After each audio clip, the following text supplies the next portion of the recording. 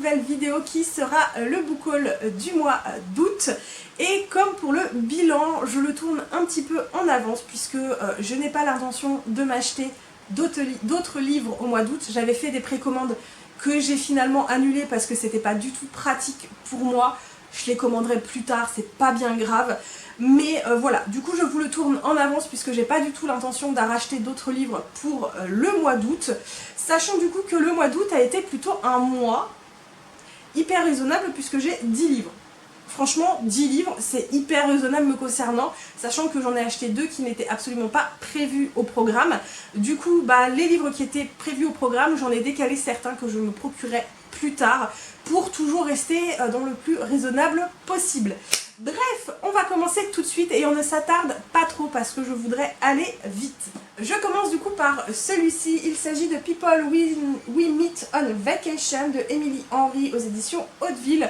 Donc j'en ai beaucoup entendu parler de celui-ci, il me faisait super envie. Donc on est dans de la romance contemporaine, on va suivre Poppy et Alex qui n'ont absolument rien en commun, qui se sont rencontrés à l'université et qui depuis tous les ans s'organisent des vacances ensemble, même si dans l'année ils ne se voient pratiquement jamais, et c'est comme ça depuis une bonne grosse dizaine d'années jusqu'à ce que 2 ans plus tôt quelque chose se passe entre eux et depuis ils n'ont pratiquement plus de contact ensemble jusqu'au jour où Poppy a besoin de retrouver Alex et a besoin de retrouver leurs vacances d'été habituelles et va donc reprendre contact avec lui et tous deux vont s'organiser ça encore une fois. Et on sait tous que c'est de la romance et comment ça finira, mais je vous avoue que je suis hyper curieuse et j'ai très hâte de le lire. Un des seuls livres que j'ai précommandé et que je n'ai pas annulé parce que je savais que je le réceptionnerais avant de partir, il s'agit de My Dear Fucking Prince, je suis désolée pour mon accent absolument pourri, de Casey McKinston aux éditions Lumen, donc dans leur format relié, hardback, collector, juste trop beau, sachant que je voulais le lire à sa première sortie, que finalement ça n'a pas été le cas, que là pour la sortie du film sur Amazon Prime, ils ont décidé de faire un collector. Je n'ai pas encore regardé le film, je préfère lire le livre avant, pardon. Donc ici on va suivre le fils de la présidente des États-Unis et le prince héritier d'Angleterre, donc une famille royale qui n'existe pas, voilà, une famille inventée, qui tous les deux se détestent royalement jusqu'à ce que les parents les obligent à essayer de s'entendre publiquement pour essayer d'arranger les relations entre les pays, que voilà, diplomatiquement parlant. Et évidemment, entre amour et haine, ça ne fait pas long feu, on est d'accord. Bref, j'ai hâte de le découvrir, même si c'est pas pour tout de suite.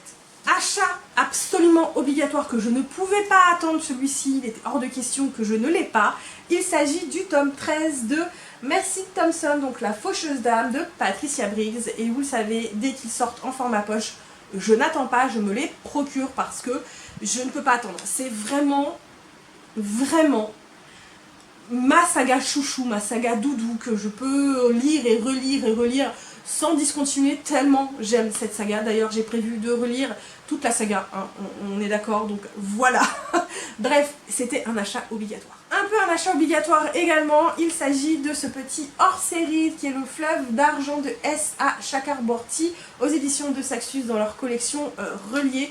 Donc ici c'est des petites nouvelles avant, pendant et après la trilogie principale. Je n'ai pas encore lu la trilogie principale mais je l'ai en hardback complet, donc évidemment faible que je suis, je me suis procuré le hardback de la série de nouvelles. Voilà. Oui, je suis faible, je le sais, vous le savez. C'est pas maintenant que je vais changer. Un peu obligatoire aussi celui-ci, puisque j'ai le tome 1 en hardback, du coup je me suis procuré le tome 2.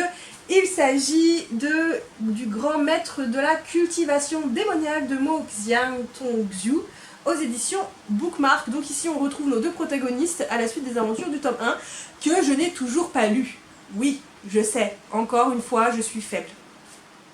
Un achat impulsif qui n'était absolument pas prévu au programme, il s'agit de celui-ci qui est donc Voisins, Amis et Rien de plus de Anna Premoli aux éditions j'ai lu dans leur collection, vous savez, les petits livres à 5 euros. Donc ici, on va suivre une jeune femme qui a 35 ou 36 ans, il me semble, et qui est écrivaine d'histoire, de romance historique, et va emménager au-dessus de chez elle une super rockstar qui doit avoir 10 ou 15 ans de moins qu'elle. Et évidemment, on romance, tout ça. Et je suis hyper intriguée en fait pour la relation avec cette différence d'âge entre le jeune homme et la jeune femme. Donc à voir. Ça fait pas partie de mes priorités, mais à voir. Indispensable, le tome 2 de Je te hais passionnément. Donc ici, Je te hais à la folie de Sarah Wolf. J'ai bien aimé le tome 1. Évidemment, il me fallait le tome 2, donc je l'ai vu en librairie et je l'ai pris tout de suite. J'ai pas traîné, il me le fallait, voilà. Ça pouvait attendre, mais pas moi. Toujours de la faiblesse, on est d'accord. Absolument pas prévu au programme non plus, je me suis procuré le premier tome de Royal Blood d'Aimé Carter aux éditions PKJ. Je vous avoue que celui-ci, je l'ai beaucoup vu passer, mais j'étais pas du tout... voilà, c'était pas un livre qui me hypait de fou. Et finalement, j'ai lu un extrait des premiers chapitres et je me suis dit, oh, ça a l'air sympa au final. Du coup, je me le suis procuré. Donc ici, on suit une jeune femme qui s'appelle Evangeline Bright, qui est fille illégitime du roi d'Angleterre et qui, suite à une énième connerie, va devoir retourner auprès de son père, donc le roi d'Angleterre. Et autant vous dire qu'elle ne le vit pas très bien, surtout qu'en plus, il va y avoir un meurtre et qu'elle va être la première suspecte. Autant vous dire que la pauvre Evangeline, elle n'avait pas demandé tant d'attention. Voilà, je suis hyper curieuse du coup, puisque j'ai lu vraiment l'extrait, je me suis dit que ça avait l'air hyper sympa. Donc j'ai hâte de voir ce que ça donne. Un roman qui me faisait super envie, j'adorais la couverture, je me suis dit, il faut que je le tente. Il va pas être prévu pour les vacances, mais il va pas trop tarder. Il s'agit de celui-ci qui est donc les flibustiers de la mer chimique de Marguerite Imbert aux éditions Albin Michel dans leur collection Imaginaire. Sachant que les livres d'Albin Michel, j'en achète pas souvent parce qu'ils sont très chers. Ils coûtent 25 euros celui-ci. Non, 23 euros. Donc voilà, il est cher, mais je suis hyper curieuse. Donc ici, on est dans un univers post-apocalyptique en Europe. Aujourd'hui, la mer n'est plus ce qu'elle était, puisque c'est une mer extrêmement dangereuse pour les êtres humains, polluée, chimique, tout ça. Et on va donc suivre deux personnages dans deux endroits différents. Le premier, il s'agit de Ismaël, qui va être récupéré par un chalutier avec un capitaine un petit peu particulier. Voilà. Et à côté, on va suivre une jeune femme qui s'appelle Alba, qui, elle... est très particulière aussi, et je ne sais plus trop de quoi elle est missionnée. Ils en avaient parlé dans le résumé, mais je m'en souviens plus. Voilà, je m'en souviens plus, mais moi, regardez-moi cette couverture, comment elle est trop belle. Je la surkiffe, je suis amoureuse de la couverture, et le résumé me faisait super envie. Et le dernier, il s'agit de celui-ci qui n'était pas du tout prévu au programme non plus, mais je vous avoue qu'il y a un petit côté féministe qui me plaisait bien. Et je me suis dit qu'on voyait pas trop ce genre de personnage féminin dans ce genre de rôle non plus. Et je me suis dit, vas-y Émilie, lance-toi, ça va se lire vite, c'est écrit gros, c'est du jeunesse. On verra bien. Donc ici, il s'agit de Chevaleresse de Charlotte Bousquet aux éditions Slalom. Je n'ai jamais rien lu de cette autrice. Je sais qu'elle est connue, mais je n'ai jamais rien lu de cette autrice. Donc ici, on est dans un petit patelin paumé un petit peu en montagne qui, sous prétexte de les protéger des envahisseurs, des démons et tout ça, un groupe dont le chef, le capitaine est Javier de Girona, les raquettes à fond les patates. Mais quand je dis les raquettes, ils leur volent absolument tout ce dont ils ont besoin pour survivre à l'hiver, et si tu n'obéis pas, écoute, autant qu'ils te tuent tout de suite. Voilà, c'est très joyeux, jusqu'au jour où une jeune femme qui est fille de forgeron, et qui est destinée à devenir forgeronne, décide qu'elle en a sa claque. Elle se dit non, c'est pas possible, à un moment stop quoi les mecs, nous on va se défendre, c'est pas possible. Et donc elle va parcourir un petit peu les terres pour essayer de trouver d'autres personnes prêtes à se battre à ses côtés pour sauver leur village et finalement leur montagne. Et apparemment, tous ceux qui vont l'aider ne sont que des femmes. Voilà. Donc hyper intriguée, hyper curieuse de ce que ça va donner.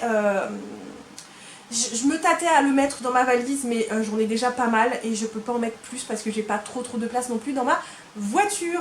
Voilà, et voilà, j'en ai du coup terminé pour ce book haul. J'espère que cette vidéo, comme toujours, vous a plu. Moi, je vais vous souhaiter de très bonnes lectures. À très bientôt pour de nouvelles vidéos et surtout, comme toujours, prenez bien soin de vous. Bye bye.